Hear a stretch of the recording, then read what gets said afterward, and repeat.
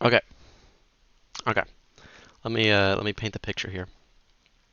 So this month I've been playing um, in this uh, tournament in St. Louis where they have one 2-hour classical game every Tuesday night, and I want to make this video about this third game, which is a game I'm pretty proud of, that I played against one Matthew Pikus.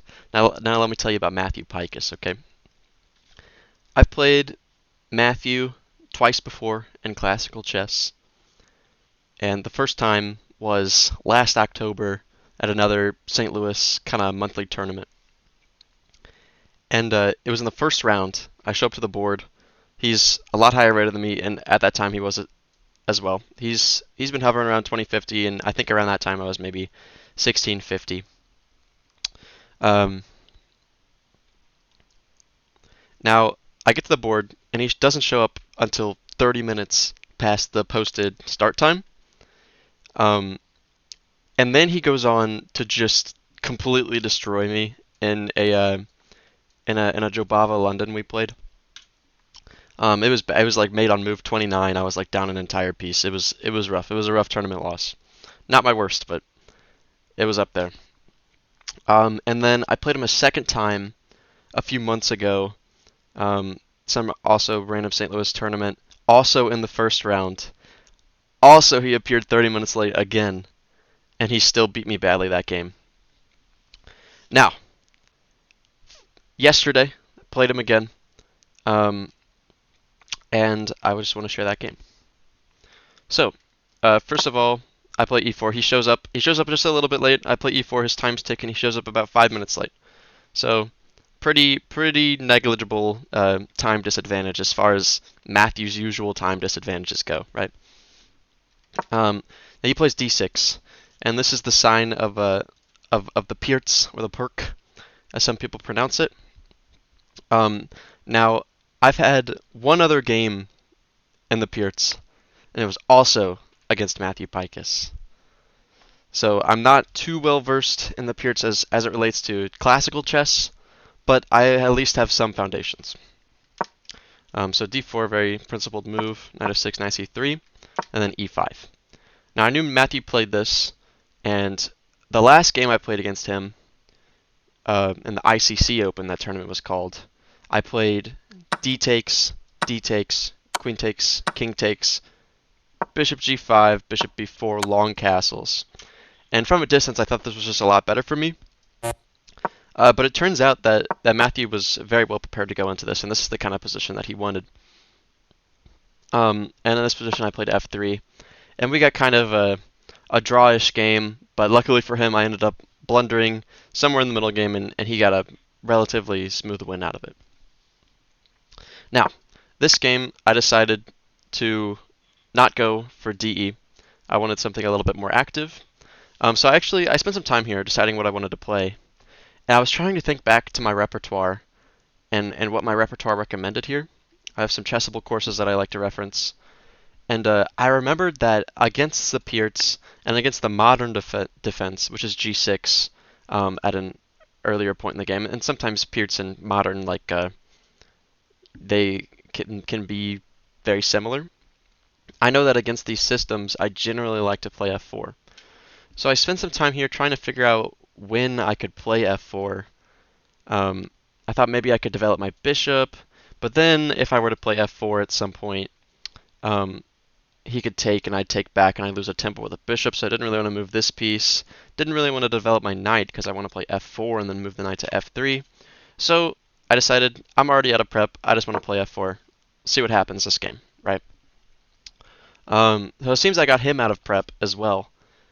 So we were just both playing chess at this point, which is kind of fun. He decides to take my pawn. I go queen takes. I had seen all this when I played f4. He gets some tempo on my queen, but a manageable amount. I go bishop b5, creating this pin so he cannot take my queen. He goes bishop d7, so now he is threatening to take my queen. Here I spent some time wondering where I should move my queen. I really wanted to go queen d3, but I was worried about just knight b4, hitting c2, hitting d3, also hitting my bishop, so probably queen d3, knight b4, bishop d7, queen d7, and then I gotta move my queen again that to a square that also defends c2, so maybe queen e2. But I didn't really want to allow this. I thought that was pretty active. So instead, I decided to play queen f2, allowing some other knight jumps maybe in the future, but I can meet those in a better way, I thought. He plays queen e7, trying to refute my idea here. I go bishop back to d3 was the only good way I saw to defend this pawn, and the bishop on b5 wasn't doing too much anyways. He goes g6, and now we're back kind of into normal territory. I want to say, by the way, here he had a tactic, I believe. I think he could have played, yeah, knight e4, and then after bishop e4 or knight e4, he plays d5, or maybe in some instances f5, but probably d5, because the bishop can get active. Now, I didn't see that, but maybe he didn't either. Maybe he just evaluated wasn't that great for him. I'm not sure. But whatever the case, we got into a much more normal position. Knight f3, bishop g7, castles, castles. Time to develop the bishop. I thought about bishop e3, but then knight g4, and that's no good. So I went bishop d2. He went knight b4, and in this position, I was wondering why he did this, and I realized it was just so that he could grab the bishop pair and try to stake some, have a claim that that's his advantage. So I said, okay, you can have it. It's not like I can really move my bishop anyways. It's defending c2. So I decided to go rook a e1. He took my bishop. I played c d3. And then he played c6. And I was looking at the position, and I realized that I'm probably just better in this position. My pieces are all at least more centralized than his pieces. His light squared bishop lacks a little bit of scope, and my pieces are ready to support some kind of pawn advance. His last move c6 was good, though, I thought. There were some lines where I can play knight d5 at some point, and c6 is just a good move because you have this geometry with a knight and pawn and two squares in between them, right? And it dominates the knight, as they say. So this was just a pretty solid move. I decided to play d4. Now I have this very powerful center, and his pieces are, I feel a little cramped back here all of a sudden, whereas I've got some plans brewing. He plays b5, which was not a move that was on my radar, but I believe is one of the top engine moves. Let's see. Yeah, it's hovering between second and third best engine move, which is fascinating. It just goes to show how well these high-rated players know the plans in this opening. Like b5 to me is very counterintuitive, but I suppose it makes sense threatening to go b4 and just make my knight a little bit more awkward. Maybe take on e4 at some point even. So he goes b5. I decided to go e5. I think it's time. And my idea with e5 is that I was anticipating knight d5, and I was going to meet that with knight e4, which turns out to be a pretty annoying move because if he takes my pawn, I go de, and I'm happy, as his bishop is very sad, and he spent some time, some moves investing in this bishop's future. And if I go knight e4, knight d5, then I'm threatening to take on d6, or just put my knight on d6 at some point. So knight e4 is actually a very powerful move. So he goes knight g4. My queen's hit, so I go queen g3, and now he plays d5. At first glance, a pretty logical move, kind of closing up the position a bit, and then more importantly, taking away, the e4 square from my knight, so that I don't have any of this knight d6 or knight f6 business. But d5 is actually a blunder. For two reasons. First of all, f5 is a good move here, but I opted for e6. And the idea is that if he takes with the pawn, then I thank you for the knight. If he takes with the queen, thank you for the queen. And if he takes with the bishop, then I have this tactic, and I'm exchanging. What am I exchanging? I'm actually just basically winning a piece here. He's gonna get some pawns for it, as you'll see. But I'm just winning a piece. So bishop e6, I play the brilliant move, queen g4. Um, he takes my queen back, I take his queen, rook on the 7th, you always love to see it.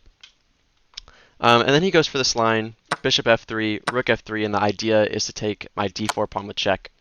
I go king f1. He goes f5. This is a move I don't really understand. I guess maybe he was preventing f5 from me in some lines. Also putting his pawns on light squares so that my bishop isn't as powerful. But okay, I decide to go rook d3. He goes bishop b6. And now I thought about some rook e6 threatening the c6 pawn. But instead I opted for this move, knight takes on b5. And the reason I played this is, while I know the engine's going to say I'm better in this position, I'm effectively up a piece. I thought this was really hard to play with these two pawns. After he gets c5 in, okay, maybe b4 comes first and then c5 at some point, but I thought these pawns were going to be very fast. Rook c8, rook d8, and these are just going to march down the board and be very hard to defend, especially with no c pawn, and especially since my extra piece is a knight. This is like, you know, notably bad at stopping passed pawns. So I play this knight b5, cb5, rook d5, and my idea is that I'm kind of just equalizing material, but my pieces are more active than his pieces. This is a position that it'd be very impressive if I lost. It'd be hard to lose, and maybe I'm still claiming some advantage. So he goes rook d8. I was a little sad to see this because now I have to trade a pair of rooks. But I thought, okay, maybe I'm still playing for something after rook d8, bishop c3. We've got some long-term pressure here. And his king is cut off. So he plays this creative move b4. And I saw bishop b4, rook d4, and that would fork my bishop and pawn, and I can't defend it either way because the rook would just take, right? So I thought this was a clever move, but I just decided to go bishop to e5, and then now I'll play b3 at some point, and his pawn will be on a dark square, and it'll be a target, which turns out to be very relevant later in the game. And then also, I like my bishop on this long diagonal because some of these rook g7 threats are hard to defend against. Rook g7, he can't ever go king h8 because then I'll check with the bishop and pick up a piece. So rook g7, he has to go king f8, which hangs the h7 pawn. And if he ever moves the h7 pawn, then I go rook g7 anyways, king f8, and then I take this pawn instead. So he goes rook d2, and now I can do this maneuver to win this pawn. But in the end, he can do something similar to me. I can't go here because of maybe this trick, for example. So I have to go here, and then he takes my pawn. So I thought, okay, maybe we're going into some equalish endgame, but my rook's still pretty active. My bishop is centralized, very powerful, so I'll keep playing on. I go h4, trying to get an h5 and trade pawns. I thought I could have good chances of winning this pawn if I could trade my g-pawn, or sorry, his g-pawn for my h-pawn. He goes rook h2, and I didn't really see a way to progress here besides just attacking this g6 pawn again. So I go rook g7, and we repeat for a moment. I decided here that I was fine taking a draw because I didn't see really any way to progress. But Matthew Pikus, in our previous games, he once told me that he has to try to win against me because even if he draws, he'll lose a bajillion rating points. That's just how chess is with such rating disparity. So I was hoping he would decide to play on, and he does. He goes bishop f2, takes my pawn, I take his pawn, and now all of a sudden he's got a target. And he plays here bishop e7, and he misses that I can win a pawn by force now. So the idea is I go rook a6. There's only one way to defend the a7 pawn, and it's bishop c5. and then after that, this square will be available to me, which is a fork upon the king and this pawn. So I go rook a6, bishop c5, and then rook f6 is the move he missed. King e7, rook f5, king e6. Okay, so now I'm in an endgame, and I'm up a pawn, and the pawn is pretty far away from the other pawns. But this is still a draw with best play. And the reason is his king is already pretty advanced. My king's cut off, and it's hard to get this pawn rolling. My rook doesn't have too many active squares. In fact, right now it has one square that it can move to. Oh, that's not true. I could go rook f6 as well. But then king d5. It's not a move I want to play. So I go rook g5. He goes bishop e7 attacking my rook. And I go rook g2 with the idea that if I trade rooks, I'll have much better winning chances in this endgame. Because there's plenty of endgames where white's a pawn up and black can draw with just a rook. So rook g2. He goes rook h1. I go king e2. King d3, finally getting the king into the game. He goes rook d1, I block. Again, he can't really trade rooks, or at least he's gonna play a very miserable endgame if he tries to. So he goes rook a1. I threw in this little trick here. So king c2 makes some amount of sense, right? If rook a2, maybe king b3. But I try this trick, king e3, and the idea is that if he goes king c4, then I have b3 check, and after he runs away, I can take his rook. He didn't fall for this. Unfortunately, he played king e6 here, which is pretty impressive because one of the reasons I tried this trick is because he was low on time. He was, I think, consistently under a minute on the clock from this point until the end of the game. But I was trying not to think too hard about that because Matthew once told me that he's 2,500 online in Blitz. So he's a very, very good Blitz player, much better than I am. So I'm just trying to play my best chess, but I threw in this one trick, and of course he instantly did not fall for it. But this is also a little bit of a win for me because as king, I'm pushing back, right? So I go b3, finally getting my pawns on light squares, and then also defending my a2 pawn. Goes bishop c5, I go king d3, he goes rook c1, I go rook c2. He trades rooks, because if he does not, then I'll take his bishop, and rook d1 leads to some other complications. So now we're just in a same colored bishop endgame, and I have an extra pawn, and I have excellent winning chances, but I've still got to be pretty accurate here. So he goes king d5, I go king d3. He goes a6. I think probably better was a5. Trying to play some a4 trick, a5, a4, maybe trade pawns, and then after he wins this pawn at some point, he has some chances of holding the endgame. But he goes a6. I go bishop c7 with my idea being I want to go bishop a5, and then king c4 when his king goes away, and then to win this pawn. He goes bishop f8. I go f5. He can't go here, or here, or here, so this pawn is in no danger whatsoever. He goes bishop e7. I go bishop a5 following up on my plan. And now he goes king e5 going into this endgame. I wasn't certain if this was winning at this point, but I figured that my best chance was to go for this. I can't hold on to this pawn anymore anyways. So I go king c4, he takes. I go bishop b4, he moves his bishop away. If he trades bishops, then this is a very, very easily winning endgame. I just have two pawns and just march. So he doesn't trade. And then here, I played a move I'm pretty proud of. So I was looking at this position, I was trying to figure out how to win. He's kind of threatening to go a5, and I'd have to move my bishop. So my idea is I want to get my king in here and try to win this pawn on a6, or move my king up, go bishop c5, bishop b6,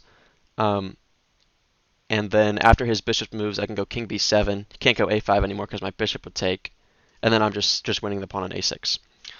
So I decided, okay, maybe I'll try to get my king on c6 and my bishop on b6 and try to win the game that way.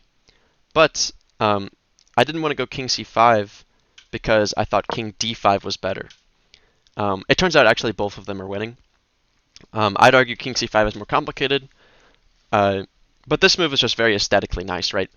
Centralizing my king and making sure his king has no entry into the position. He goes king f4, and now I play bishop c5, which is just a pretty brutal move. Again, he has no way in this way because of my king, and now I'm cutting off this square as well. So his king is just having a lot of trouble getting involved. So he goes king f3, a very sad move. Never want to play this move. And then I follow through with my plan. He tries to run his king in. I go bishop b6. He goes bishop e7. I go king b7. I'm picking up the pawn. I go king b5. This is a very important move. I think this is the only winning move, in fact, because the king needs to be on b5 to protect a4 on the a4 advance. So I go king b5. He goes bishop d6. I go a4. He finally takes my pawn. But now I play a5 and my pawn's running. He goes back here to try to prevent my pawn from running. Now here you still have to be at least a little bit precise. If I just play a7 thinking, oh, he's got to move his bishop away or something, a7, he can go bishop a7. And then after bishop a7, it's king and bishop versus king, and that's a draw. So I have to try to find a way to move my king in here and kick his bishop out. And note that at this point in the game, we're both less than maybe 3 minutes. He's been under 1 minute consistently. I've started getting under 5 minutes around the 50 move mark. So I have to try to find a way to get my king in here and kick his bishop out. So what I had calculated here, by the way, I'll preface this by saying that this calculation turned out to just be incorrect. But what I had seen was king c6, king a4, king b7, king b5, and I can't take his bishop because he goes king a6, and then again, king, bishop versus king. Now, in that particular position, it turns out that after king c5 and my king's on b7, I can just go bishop e3, or pretty much any of these squares, and I'm threatening to go on this diagonal, distract the bishop, and then play a7. But I went about it just a slightly different way. Here I just played bishop c7, and the idea is that he cannot take my bishop because I'll play a7, and then promotion will be unstoppable, and that is easily winning. So he plays bishop b7 or bishop a7. I go king c6. I'm threatening king b7. He would move his bishop. Let's play it.